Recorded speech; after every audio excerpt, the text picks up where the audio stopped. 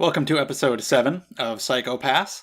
Last time we were introduced to this girl Rikako under Makishima's influence at the school, who's made some interesting little art projects. So I really want to see where that's going to go. We're really getting Makishima's involvement more, learning about Kogami's past and what happened to him, where Makishima was clearly involved. So things are getting interesting. Not that they weren't. They've been interesting the entire time, but in the villain department, we're getting more of him, which is really cool. So, yeah, we're gonna watch and discuss the episode. Got the subtitles and the timer on the screen if you want to follow along, or you can pull up the episode on your own. We're starting after any logos.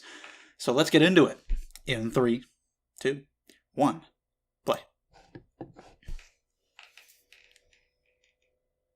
Okay, so we're starting with her right away. Apparently her father is in bad shape in the hospital. He seems to be comatose in some way.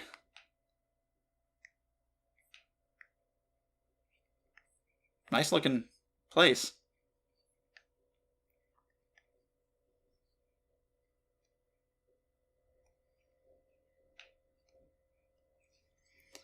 I mean,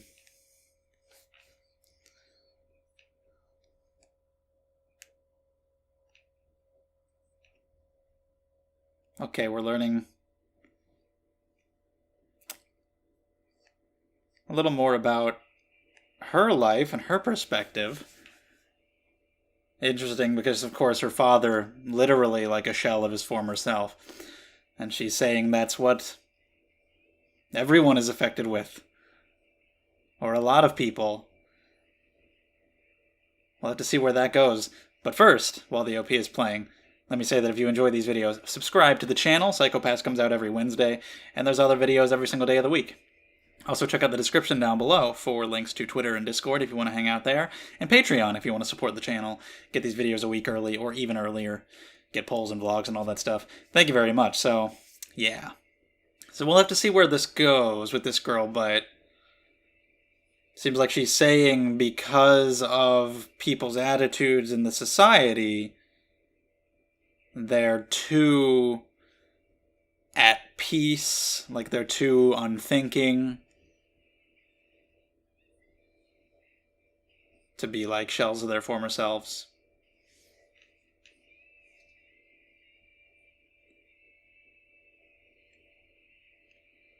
We'll have to see what else is revealed about her.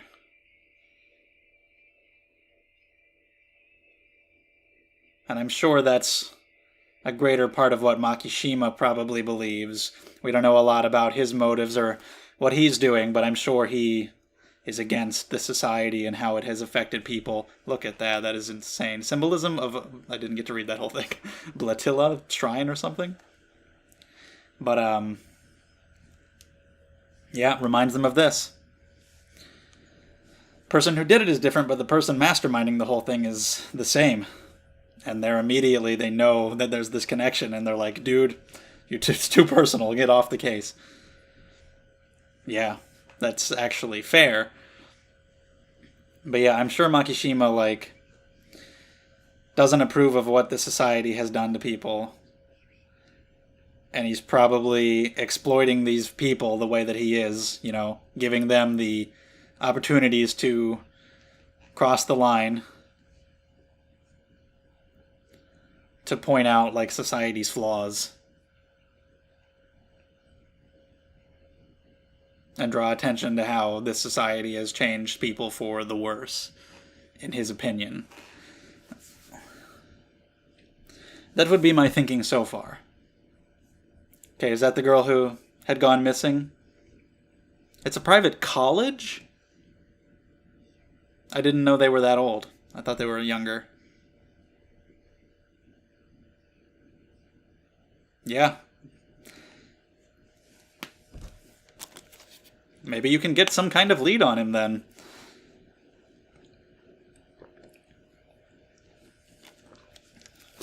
I don't think he'd be that sloppy. So they know that there's a connection.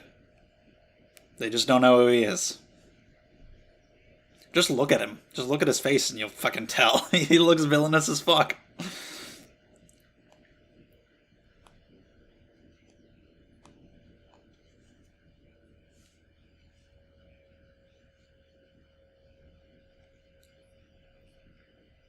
All right, not trusting of that. Okay, some training. If I can't be on the case, I'll just go go fight. Damn. Holy shit. Oh, it's I was gonna say, like, it didn't seem to be affecting him. I was like, oh, it's not a real person. Okay. Cool. That's a cool way of training. And he kicked its ass. He's really been training hard. This is true. Damn. Yeah, like, probably not supposed to, probably not supposed to destroy the things, but I mean, if they're just destructible by human punches, then what the fuck is it? It's kind of a shitty training dummy, isn't it? She's checking out his body a little bit. Is that what's happening?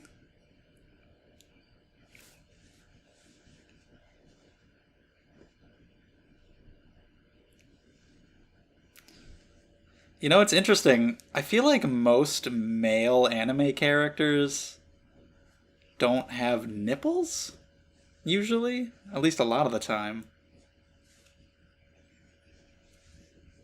They just don't draw them.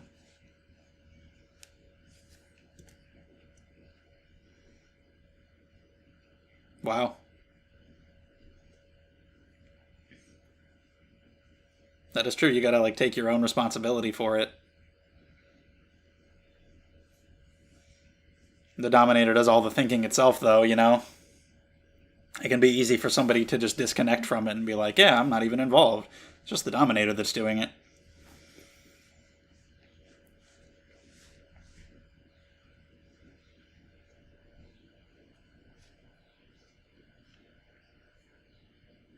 He looks weird in that outfit.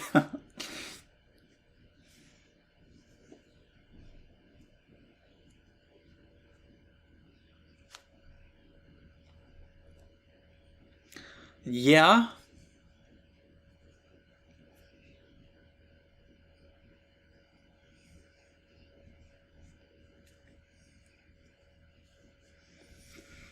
Yeah, that's why you've been so obsessed. Absolutely. He already felt it before we found this thing. He was already feeling that there was a connection or that this guy was resurfacing. But how much has Makishima actually done? Because that was 3 years ago. Has he been doing things in between that they just haven't really caught on? Did he take a break for a while? Was that like his first big thing, kind of a test? Then he had to wait before doing any more?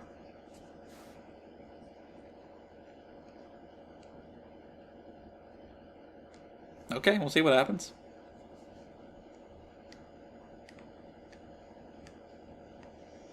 Apparently he was a good guy if they were really close.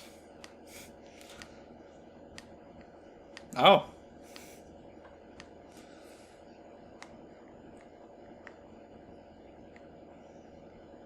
But it seems you were close regardless.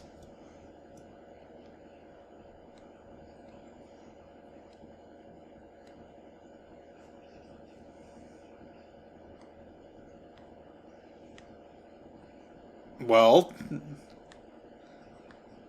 I mean, you know.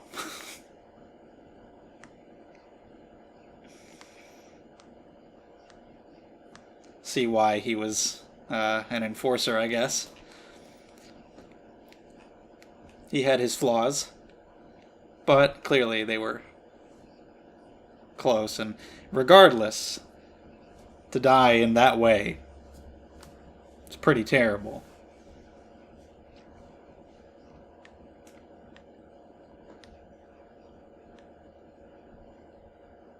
Was it a fountain again? Okay. An ad for a pharmacy. Pharmaceutical company. Oh, jeez. Yeah, that just makes it worse.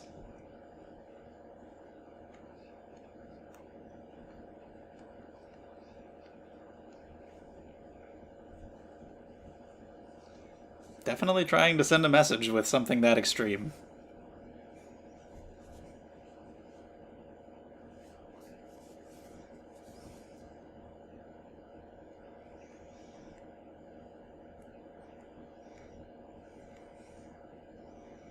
As long as it leads to solving this case, he'll be good.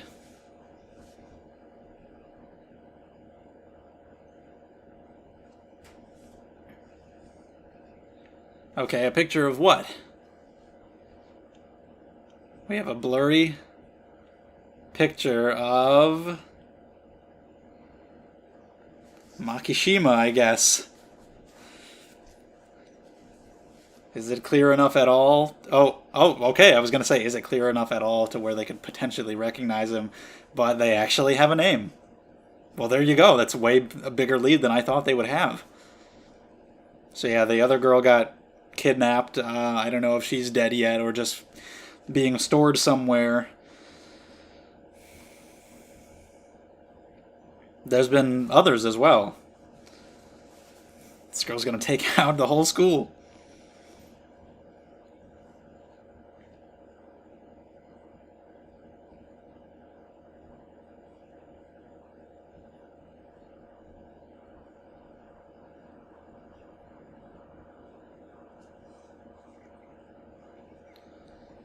Thank you for telling the audience that. But, whoa. You got a lead? She is creepy. And there's that. Should we investigate? It's kind of risky. Could put us in danger. But this girl wants to do it for her friend. Hello. Oh, Kierkegaard, huh?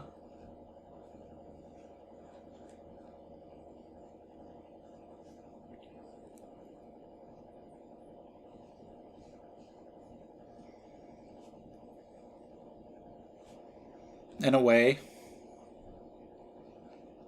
Who is this person in the bed with her?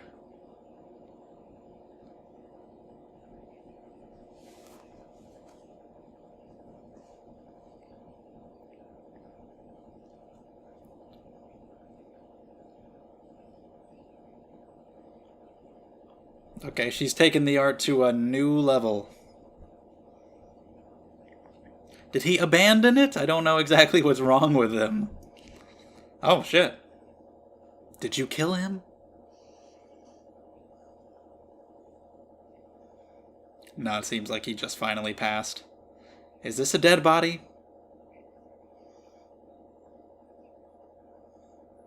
You fucking a dead-ass body? Sure are. Well, that's a shame. That's real fucked up. Goddamn, Yoshika. She's dead, and okay. That's not disturbing at all.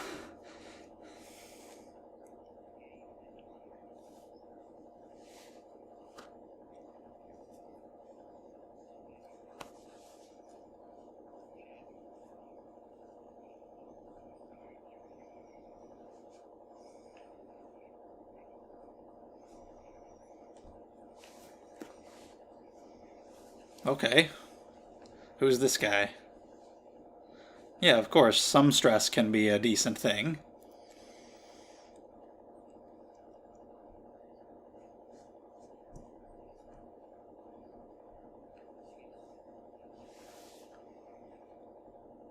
Alright, so it's really affecting people in big ways. Holy shit, I never would have imagined something that extreme.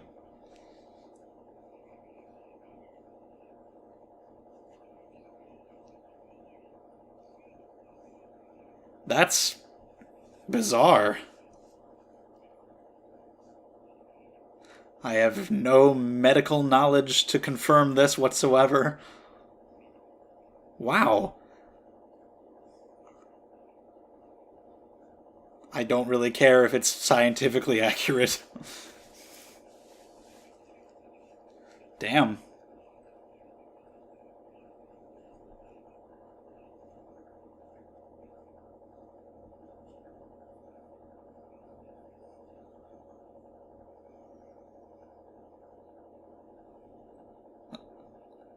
I would not have thought of anything like that. All while we're playing Ode to Joy.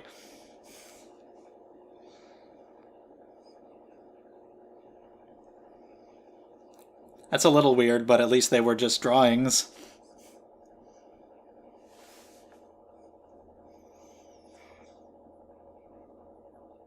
And a fan. She took it to the next level.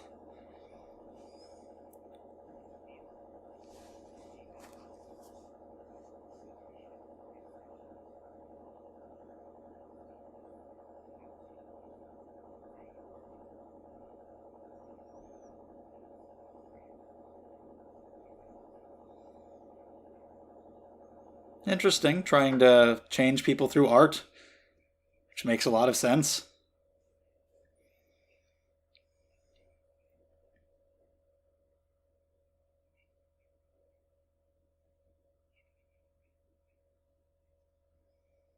Yeah, it takes a lot of their personal responsibility and just personality and everything away.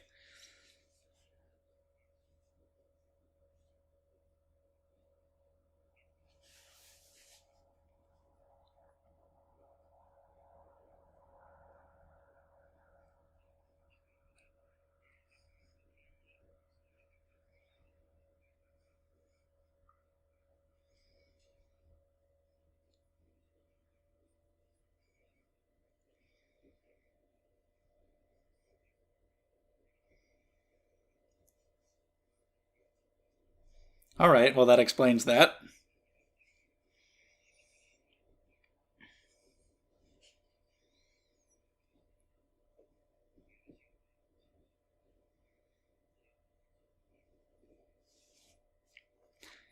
Basically.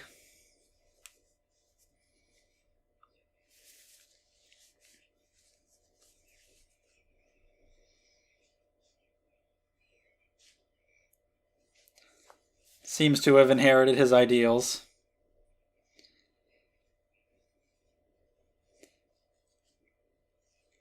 And what happened to her father just made it all worse. And she just seems kind of crazy to begin with. But yeah, she just called Makishima's buddy.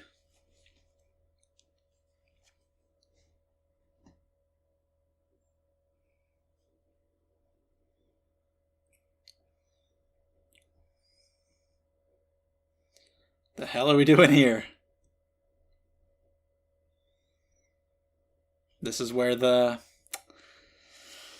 operating happens.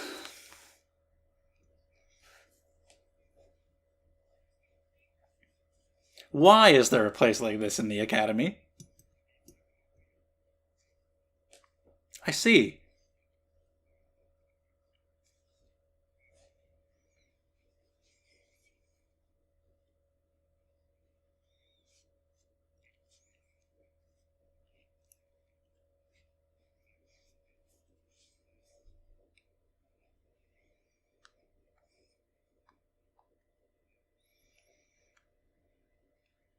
Okay, put on you, put on the outfit, get the chemicals ready. Where does he get this stuff? He clearly has connections. Of course, these chemicals are related to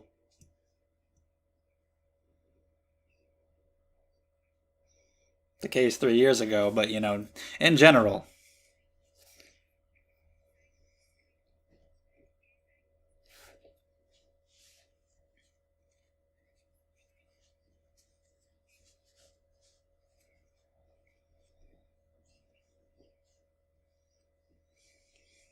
All right.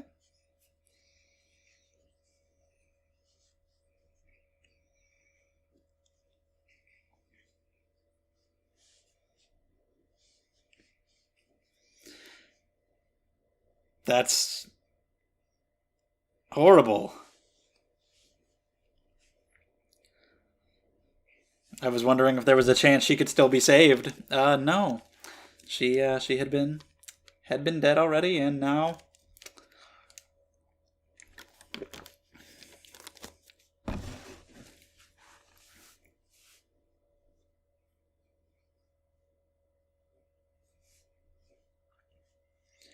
I was thinking that we might whoa, nice disguise. We might discover, like, the police might discover her in this episode, but it seems like that's gonna continue into at least one more. I don't think there's enough time here. We're just watching her do more of her work, finding out a lot more about her. And here we have another one.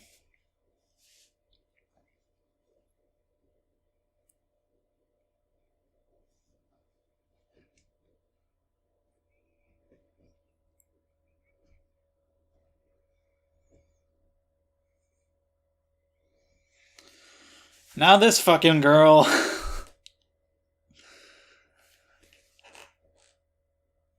Hopefully she won't be seduced.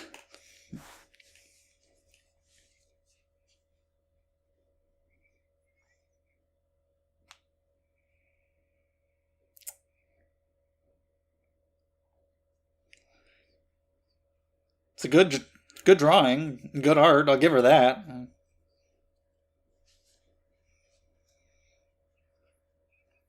Maybe I should run. Oh God. Well. Oh, and waking up right. Are we gonna be able to save this one?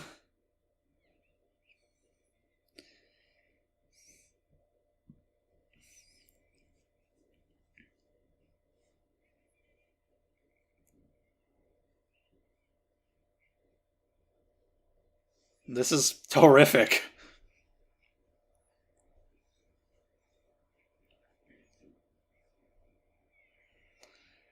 Well, fuck. It's a bit of a downer.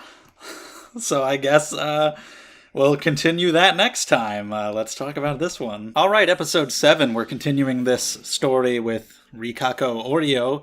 I just guessed that it would be a 2-parter, but nope, we are continuing further into her story because, you know, we had that girl put on display at the end of the last episode, which was brutal. This other girl has been taken. We don't know if she is dead yet or just kidnapped and can potentially be saved. We find out in this episode that she is dead and how there's another girl taken too. At least one more, I think, also. But yeah, I was wondering if maybe they would find out about it and solve the case as best they could in this episode, but no, we are continuing into another one, which is fine with me because this girl and Makishima's involvement and how we're learning more about him and Cho, his other accomplice, is really cool. It's great getting more info about the villains and their thoughts and how they view society and the Sybil system. Just from what I've been able to tell so far from Makishima, you know, he's finding these people who are vulnerable, who are near the edge, and he gives them the tools to step over that line, kind of pushes them over the edge, gives them what they need to fulfill whatever their desires are, like he has with all these other villains. And it really seems like he's trying to exploit the failings of the society and show how it's affected people in a negative way, and show how people are ill-equipped to deal with things now, like stress that we talk about in this episode. That was really interesting. It was great to learn more about her and where she's coming from, seeing that her dad is hospitalized. He's just kind of a vegetable shell of his former self, which is really interesting. It was a great way to start the episode with her saying that while he literally has become that is how she views everybody because of the way this society has altered people's minds and ways of life, how they don't have to think for themselves as much anymore. They don't have as strong opinions. Their identity and their purpose is just not as strong because of the way the Sybil system operates. And I love the lines that she was saying about this epidemic known as serenity, this disease or this form of death that people asked for, but it's not all it's chalked up to be. And when we get that conversation with Makishima and whoever this other guy is, definitely want to know more about him, whoever he may be. That is just not something I ever would have thought of. You get little details like, I think it was the last episode where they were talking about alcohol and people drink alcohol less often in this society, which makes perfect sense. It's a really small little detail that I wouldn't have thought of and that the creators of the show didn't have to think of, but it just shows that they really put a decent amount of thought into the world that they were creating. It's not just a random backdrop like, oh, we want to tell this story, we need to set it in some kind of sci-fi dystopia type setting. How about this? Like, clearly they had some strong ideas for how the society was going to work, and they really put thought into it. And so now you get something like this, and the way people are affected by stress, what they're talking about in that scene with Ode to Joy playing, which was great. That is so interesting. I have no idea if any of it is medically, scientifically accurate. I don't care. It doesn't matter to me. It's interesting. And it's just not something I would have considered. But it's honestly fascinating. We saw the father at the beginning, and I'm just like, oh, he's sick. I wouldn't have guessed that he was in that state for a reason like that. We have the really fucked up scene with Rikako in bed with the dead body. I don't know if she was dead the whole time, but either way, the implications are frightening and just a lot of really messed up, brutal stuff in this episode. Of course, there's another girl killed, put on display. Just seeing her body like that, being affected by the chemicals, her holding up the hacksaw, the other girl being deposited there, tied up right next to the dead body. It's brutal. It's really messed up, but it's interesting getting the insight into their minds regardless. It's like she's saying, there can be no hope without despair. Good moments are good because they're contrasted against bad moments. This was the lesson in the Pixar film Inside Out. If only they had Pixar in the Psycho-Pass world. That sadness is important. That having those negative emotions, feeling stress, can actually be a good thing and can motivate you and make your life better. Again, I don't know specific medical studies, but like what they say here is that having stress can even like physically be good for your body as long as it's not too much. You know, what we usually hear about stress is that it's a bad thing. Keeping stress under control. Stress can kill you, but moderate amounts can be a good thing, just like many things in moderation. So this society that is so ill-equipped to deal with stress, their entire thing is keeping the stress level down as low as possible, which of course, when you're worrying about your stress level, that's just going to get you stressed.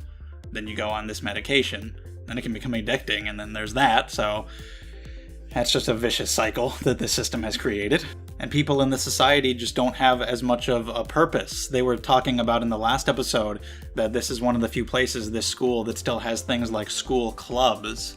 I wonder if that's because, you know, usually your path in life is kind of decided for you by the system, so maybe they don't want, this is speculation, but it's an interesting detail to think about nonetheless, just maybe they don't want people getting involved in these clubs. You go like join the tennis club and get way into tennis or whatever, and then the system will place you in this random job when you got way into tennis because of your club, and now you're going to be depressed in that job because you want to go back to being a tennis player, something like that, and they don't want that to happen because, you know, that's going to make you depressed, that's going to cloud your hue and whatnot. So don't let them be in the school clubs because that'll give them false hopes for their futures. Something like that. This is one of the few places that allows school clubs.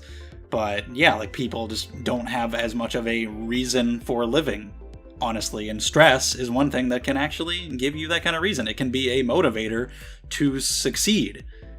When you're working a hard job, you finally get through it, you feel a lot of relief, you can take a nice break, but then also eventually you gotta find something else to do, and you gotta get motivated to resume work or just find a new project and find a new purpose, or else you're like, what do I do now? Even a simple experience like marathoning a long anime or something, you finally finish it and it's like, yes, I watched the whole thing. Shit. Now what?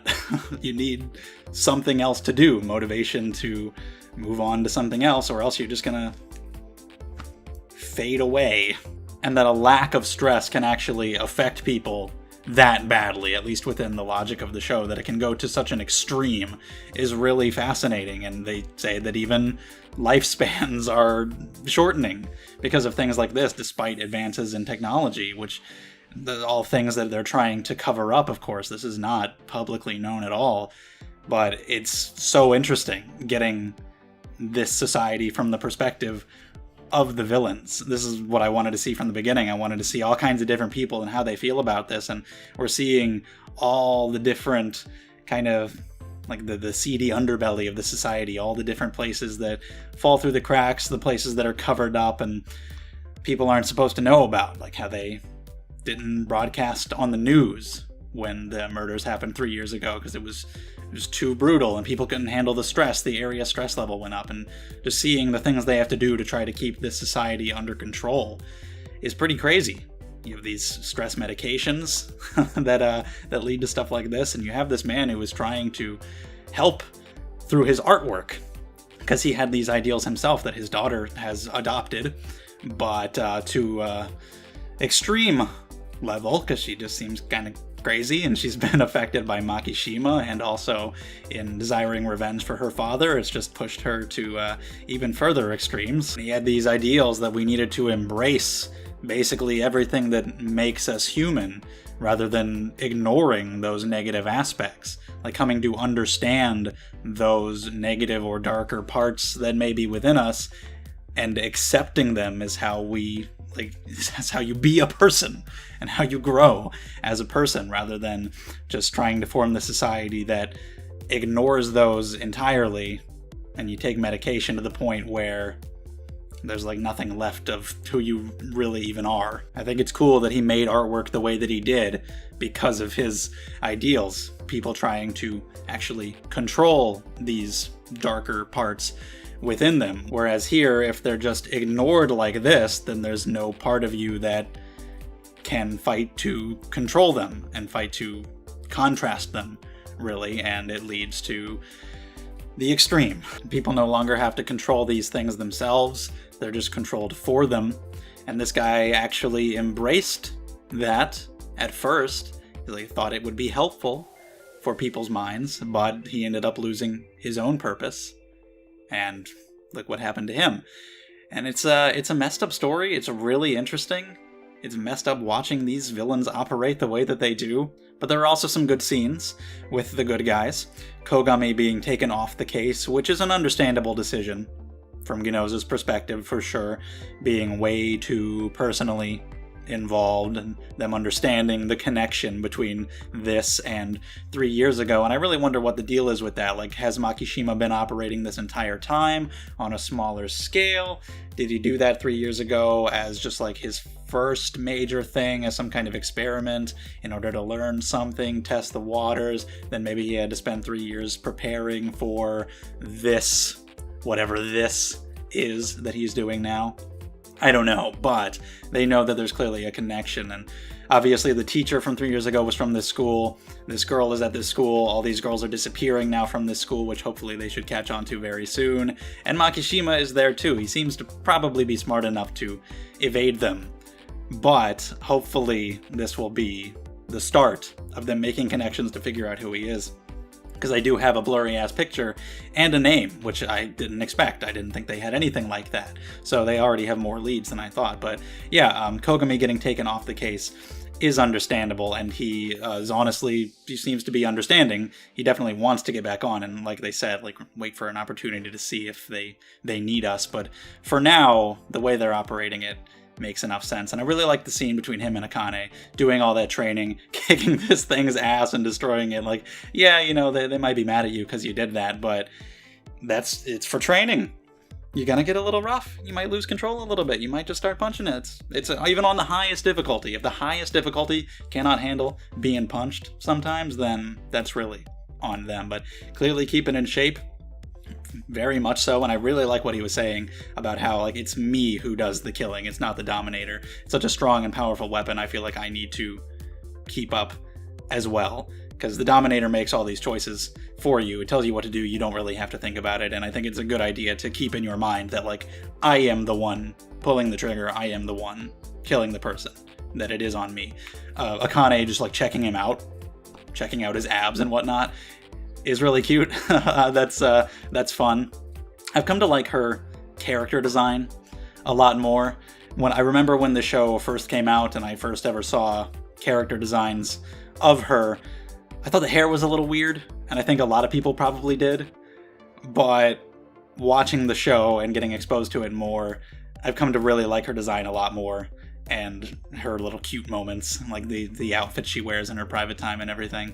But yeah, really good scene between them, learning a little bit more about Sasayama and their friendship. And even though he wasn't a perfect guy, they were still close, and regardless, nobody deserves to die the way that he did, being dismembered and put on display in that horrible way, and then especially getting dismembered while still being alive for the creator's fucked up message to society. And then that, of course, pushed Kogami over the edge, and it's good to get more details about that too. It's not just in general, like, thinking like a criminal, like, you know, that just makes your psychopaths go up. Specifically, he was obsessed over this case, and obsessed over getting punishment to the person who did this to Sasayama. The thought that he wanted what was done to him to happen to him. So I can actually get that, why he would become clouded by thinking that he wants this guy to be tortured and dismembered. So I can't wait to see more of this, more of Makishima, when they learn more about him, when they actually meet, and what he's going to do throughout the rest of the show, because it's still very early on, and I didn't expect him to be involved in the plot so early on, so I hope that he continues to be. I hope he doesn't just disappear for a while and we go back to random episodic things. I want to know more about him and see what they try to do about him, what kind of arguments we get into about the nature of the Sybil system, and how everybody feels about all of it, because it's very interesting stuff, and just what other information we'll find out about the society, because it's like every episode we learn something new. Just when I think that we've learned all that they're going to throw at us, there's more interesting information. So there's probably a ton more to say about this episode. There were honestly a lot of really interesting things in there, but I think I'm going to leave it there for now. Anything you want to say about it, we can talk about it down in the comments below. Thank you for watching. If you enjoyed, subscribe if you'd like to see more. Check out the description down there. You got Twitter and Discord and Patreon and all that. Thank you so much, and I'll see you guys next time.